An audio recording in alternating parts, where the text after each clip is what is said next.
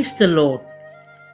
உங்களில் ஒருவன் தன் நாவை அடக்காமல் தன் இருதயத்தை வஞ்சித்து தன்னை தேவபக்தி உள்ளவன் என்று எண்ணினால் அவனுடைய தேவபக்தி வீணாயிருக்கும்.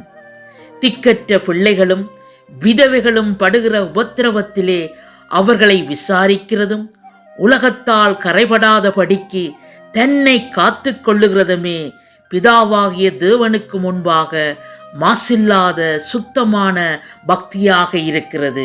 தங்களை தேவபக்தி உள்ளவர்கள் என்று கூறுபவர்கள் முதலாவது செய்ய வேண்டியது நாவடக்கம். மரணமும் ஜீவனும் நாவின் அதிகாரத்தில் இருக்கிறது.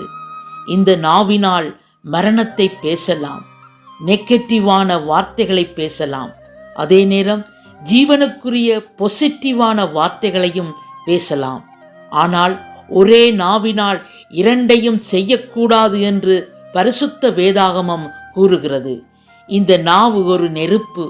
இந்த நாவிற்கு அழிக்கக்கூடிய ஆற்றலும் உண்டு, ஆக்கக்கூடிய ஆற்றலும் உண்டு. அதை எப்படி பயன்படுத்த போகிறோம் என்பது நமது தீர்மானத்தில் இருக்கிறது. ஆமேன்.